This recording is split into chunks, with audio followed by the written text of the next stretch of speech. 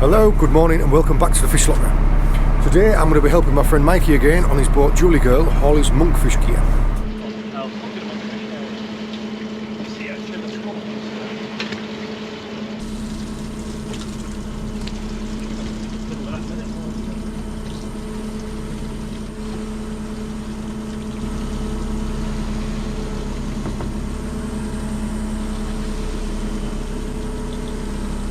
One of the monkfish that wasn't too badly damaged by the seal, I've claimed that and I'm going to take that home with me, so I'm excited about that. But what an amazing day.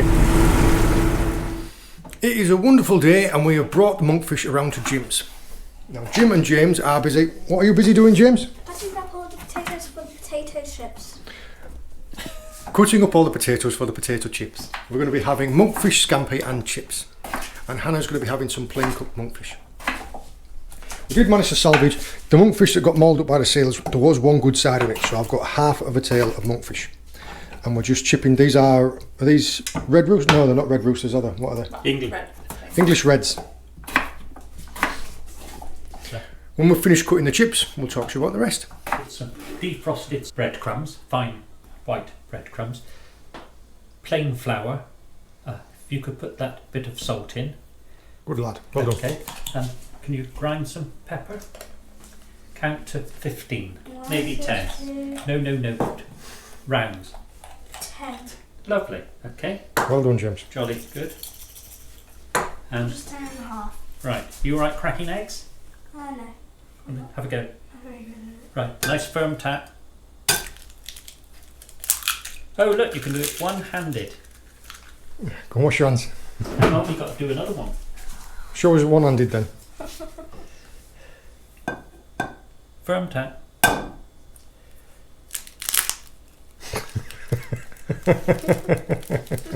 Brushing it. Yes, oh, look at that. First eggs and you've done it one-handed. Just scrubbing eggs. Yeah, just Right, may I just get a fork? good job, James. Egg and milk mix. Before we cut this up into portions, we just need to If you just flip it over one this second. You membrane. can see there where the spine went down the middle. This was inside. This is where the spine went. If you flip it over on the back, it does have like a membrane on it. You can see like a skin that needs taking off. So we've got a flexible. I'm sure there's some. There isn't really an easy way to do it. You can't just peel it off because it always leaves a membrane. You need to Just have to pick a way at it. Yeah. We've worked our way around and picked everything off. There it is, and we just slice this down into. They used to sell this as scampi, didn't they? It wasn't really until the late 80s that monkfish became popular in restaurant kitchens. Nobody would eat it before. It was just thrown into bait pots. If you'd seen the previous video, the one that we did with the crab cakes, me and Jim were talking about this, and it's people call it poor man's lobster, and I was saying that back in the time, scampi used to be made from, well, scampi is made from langoustine tails, from net props. At a point in time, monkfish was that cheap that they used to make scampi out of it and pass it off as being langoustine tails. But now the opposite, in fact, being that monkfish is now that popular in restaurants that it's more expensive. But we were just discussing there that it was, you say it was probably around the 80s when it started to come into fashion. Late 80s, yes. I think the first time I ever cooked it, I did something with stem ginger. Seem to remember. I was, like I say, it was popular when I was working in restaurants when I was in my teens, and it was always done with like pan fried with pancetta and things like that. Yes.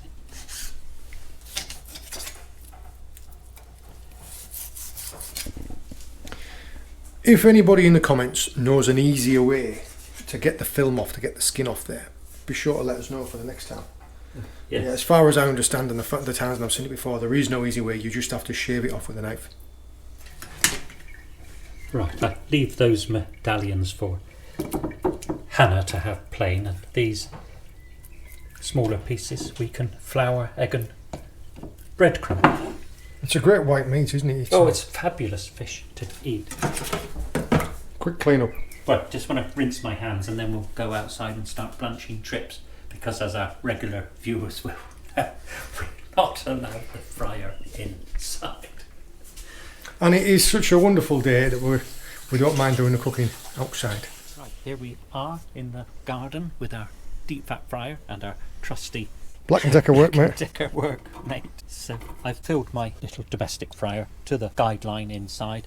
We set it at 150 because we want to soften the potatoes but not colour them yet. So no more than half to fill, and lower them in gently. If you put too many in at once, it drops the temperature of the oil too much, doesn't it? It does indeed, so we'll just introduce them quietly. And that's going to be alright, so they'll take 3 or 4 minutes, and then we'll put the blanched potato into this bowl and we'll blanch all our chips. And whilst we're doing this, we can go back inside and we'll prep Hannah's fish and asparagus and start breadcrumbing our monkfish scampi. And we'll just keep coming back and blanching another. This is Mummy's fish, alright? Turn it around on all sides. It's got a little bit of flour everywhere, hasn't it? Yeah. No. Just and Those that ones. one and that one. All these ones here are going to be made into scampis. Jim has left these so they're slightly bigger, so that Mum can have them. What would you like to do, James? The first bit? First bit. This bit? Yeah. Okay, roll those around in the flour. So what? Is James going to just flour and then you're Yeah. going to take them from there? Then put them in there. Okay. Then I'll do the bread. That's it. Right, now get your next one. Start flouring it. Like a little conveyor belt, aren't you? Yep. Are we going to sing a she shanty? We're going to sing a sea. I can't even say it. Sing a Are we going to sing Are we going to sing a sea shanty while we work? I'm gonna ask Alexa to do it. What do you want to sing? 600. South Australia we are bound, heave away, haul away. Just double dipping them. double coating them. That will just. And the same there with James. I've tried to say you keep one hand dry, don't you? So you've got one hand on the fork. Try to. 'cause Otherwise you end that's up with claggy fingers, don't you? That's what happens. It's How are you getting on down here, best boy? Good. Good man. Just give that flour a little bit of a shake up for you then. Well done. Right, let's see your fingertips. That's why we'd said to only just use one hand, didn't we? Yeah. fingers off, James. Oh, yeah. Go on. Good man. How many have we got? Can you count? We can count up in a moment. Be adequate for us.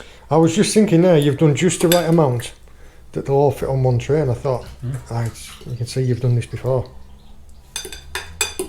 And those breadcrumbs there, you just go to the supermarket, don't you, and buy all the reduced bread buns and then blitz them up. Packet of bread buns reduced. We'll just have Yes. fun smashing them up. I With just this. blitz them.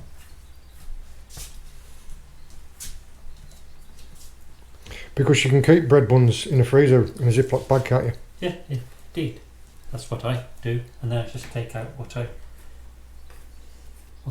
need. Oh, that is a very nice shirt you've got there, James. Yeah. Looked like you were going to throw it at me then, James. You'll be. I will be. I'll be wearing it soon. You'll be. I will be in That's a it. minute. That's it. Don't touch them with your finger. We're just checking these here. Yeah. Oh, I'll tell you what, they look. I don't have They look pretty asbestos special. fingers though. No, still hard. The smaller ones are getting soft. But For anybody who watches our videos, people comment on the fact that Jim has got asbestos fingers, and he's like, oh yeah, just give him a bit of a squeeze. It's like, yeah, they're at 160 degrees, Jim. I'm nearly melted in my nails.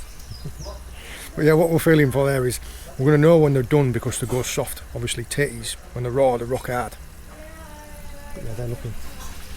That for me would be the perfect amount of golden brown. Are they soft? No. Here he comes, asbestos fingers.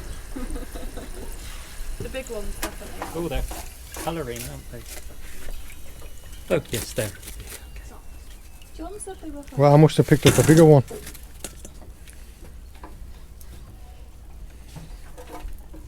See, they even at 150 they've coloured.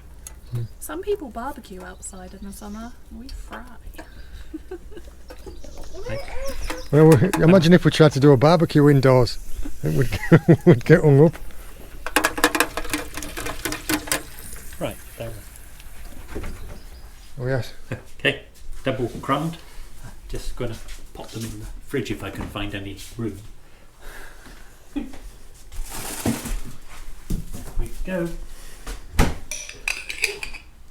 Tartar sauce time. Really simple to make, isn't it? Yes, I just use a Hellman's mayonnaise, and then we'll chop up some sliced gherkins, a bit of dill, a squeeze of lemon juice, and some chopped capers. Just chop some dill and stalky bits.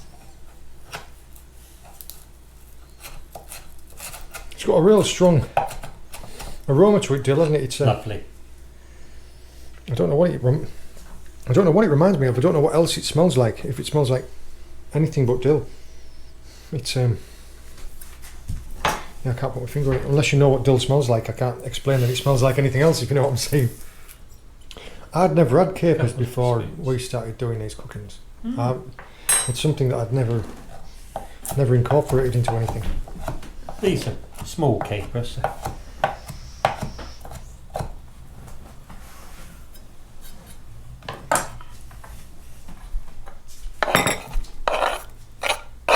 Gherkin. We can always let this stand for 5 minutes, and then we'll have a taste. If we need more of anything, we can add it then. That was the juice of a lemon, 2 dessert spoons of capers, and I think that was 4 sliced gherkins. So we'll just let that stand for a few minutes and then we'll try it. Almost there. Okay, let's have a squeeze.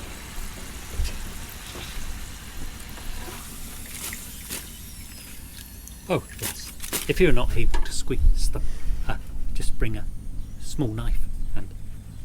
Right, mind, step back.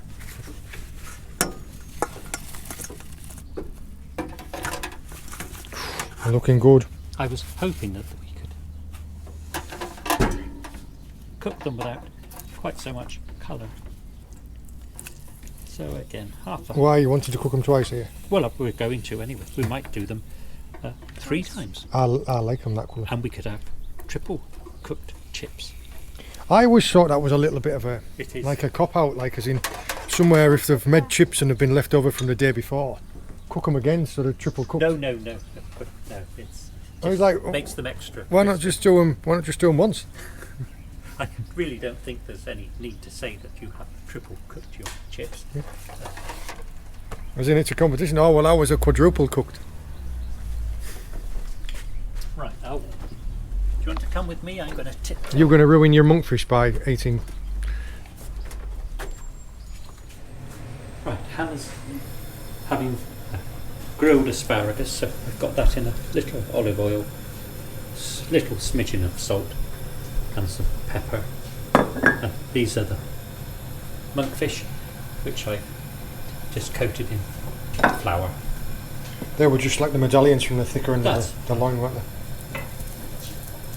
So the pan is hot, so we'll start cooking the asparagus, and then residue can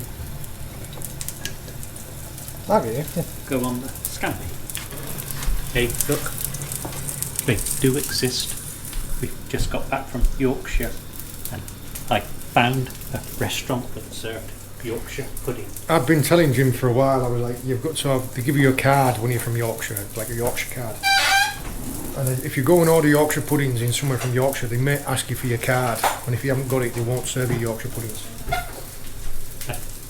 met one gentleman who actually gave me his own recipe, complete with soggy bottoms. I can't be dealing with those thin, crispy ones. Oh yeah, I know what you mean. Yeah, they're just like a. They're just like eating shell. Some are impressed because they are enormous. I've had some before where they'll be like maybe half the size of that, and you've got mince and carrots and then whilst the asparagus finishes, now we're going to whip out 5 and go back to our chips. I'll leave that for a minute. So Hannah's just taken the last batch out there. So we're just... What have you cranked it up to all the way? Yes. So we're just going to put these back for one more cooking. Not too many, and then we can get through them a bit quicker. Why do you do them twice?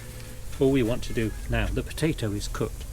All we want to do now is give them a crispy brown colour. Flip this over.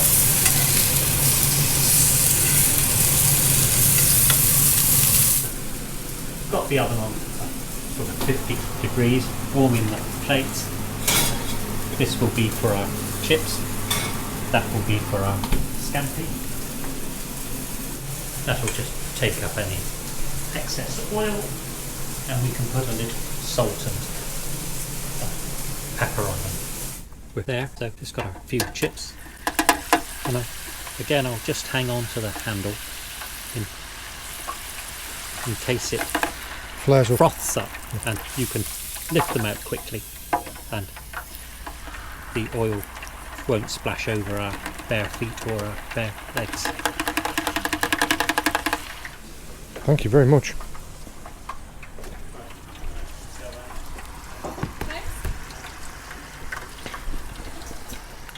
I'm going to be dining outside.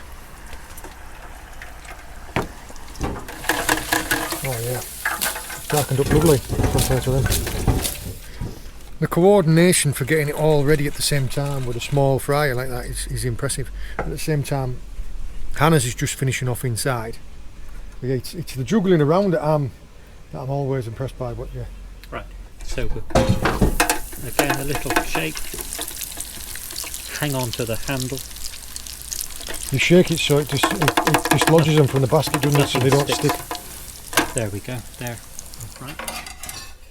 Hannah's grilled asparagus and her monkfish. Could you take that, Hannah?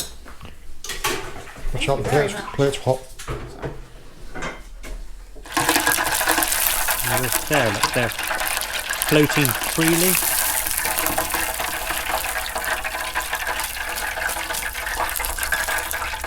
They look amazing. I'm just going to put a few chips in for James because I forgot. I salted and peppered them.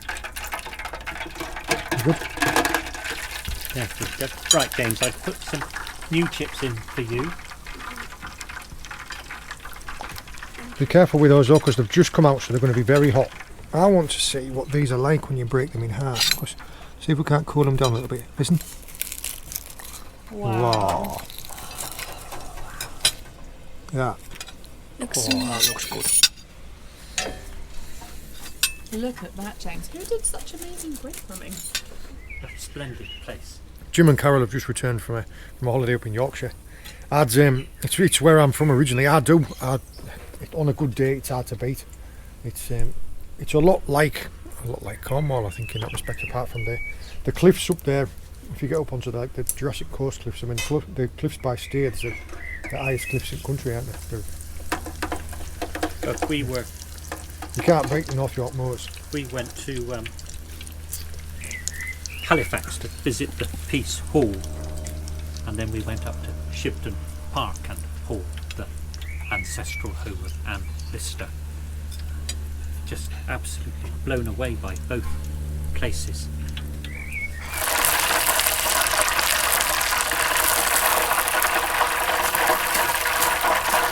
And here's ours then.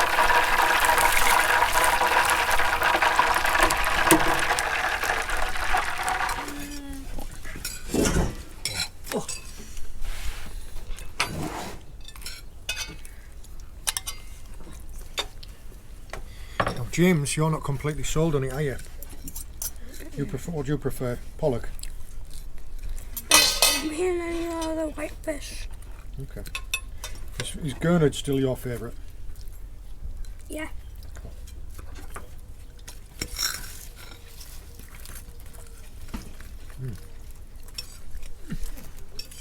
And the chips, even though they were only cooked twice, are still amazing, Jim. I don't see how a third time would have made them any better than what they are right now.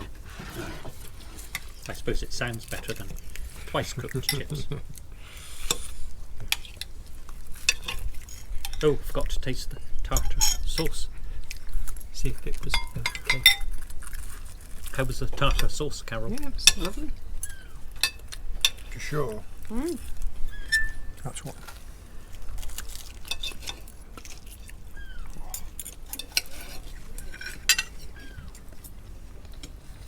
Delicious. Do you want some more chips, James? Well, I'll finish the first round and I'm going to go back for seconds. James is looking forward to his ice cream. I'm going to finish these up before it all gets cold. The difference that James was talking about is he's not sold on the texture because it is a firmer flesh. It's not like pollock, which breaks up into flakes. It does hold its shape well, doesn't it? There isn't an awful lot of taste to it. Like, it's not got a very strong, prominent taste. It takes on flavours well. But it's delicious. So if there was anybody who didn't like the taste of fishy fish, this would be perfect. Thank you very much, Jim. It was absolutely delicious. I did. I hope you enjoyed joining us. I hope you found it interesting. All the very best. See you later. Bye. Bye.